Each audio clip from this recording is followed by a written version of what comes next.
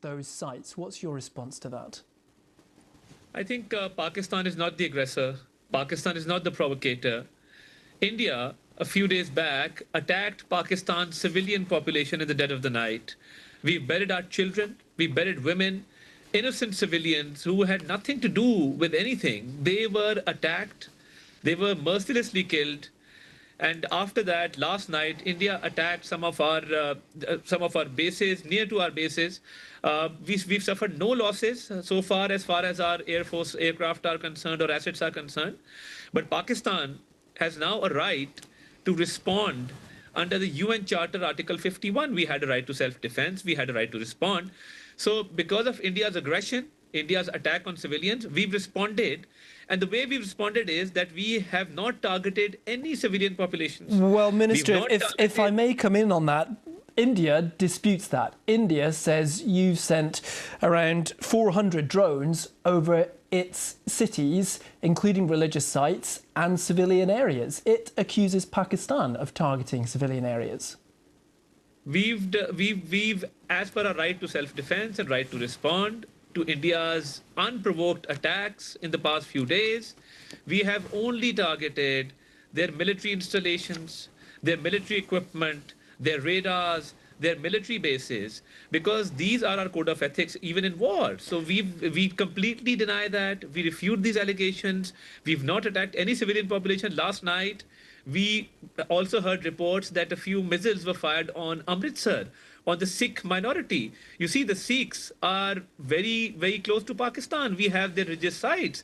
We protect and serve the religious sites of Sikhs in Nankana, in Punjab, in Kartarpur.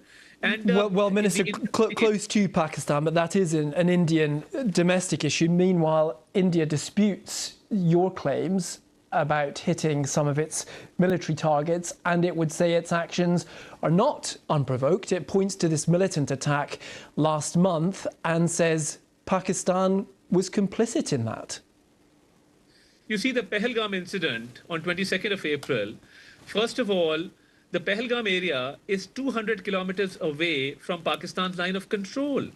Our Prime Minister, in a speech, said that we are ready to cooperate with any fair and transparent investigation into the matter. Well, Minister, if I may, it's not about an investigation. India would say this shouldn't have happened in the first place. Responsibility for this attack was claimed by the TRF, which is linked to Lashkar-e-Taiba, a militant group operating within Pakistan.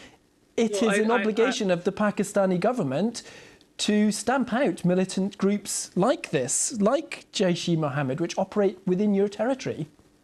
First of all, no group claimed responsibility. Secondly, there was no evidence of linking Pakistan to this incident. Why we offered for an investigation was because after 10 minutes of this incident, a first information report was registered by the Indian police, and the police reached on the spot 1 hour 30 minutes later. So, you know, what we are saying was that there should be an investigation to establish who carried out these incidents. And especially, Kashmir has 700,000 army personnel. You know, the Kashmiri indigenous population, the Muslims of Kashmir, are subjugated. Their rights are usurped. Then how is it possible that these attacks were carried out? Well, Minister, in presence of 700,000 personnel in Kashmir. So my point is that how come because it's a security failure, because it's an intelligence failure on part of the Indians, we offered for an investigation. They could not provide any evidence, and then they attacked Pakistan on this pretext. We are the frontline state against terrorism. Well, Minister, let's move forward then. You're saying you wish to help with an investigation. All we've seen so far, but there was no response, and we were attacked, so we responded according to our right to self-defense. All we've seen so far are escalations on both sides, arguably. How is Pakistan going to help de-escalate this situation? You see, in this situation, where Pakistan exercised a lot of restraint, we showed a lot of restraint for complete 4 days, and India continued to attack our civilian populations, continued with unprovoked attacks. And, you know, we have just exercised the right to self-defense, and India will have to take a step back because India is the aggressor. India doesn't provide evidence to the Pahalgam incident. India attacks Pakistan civilian populations, killing women and children.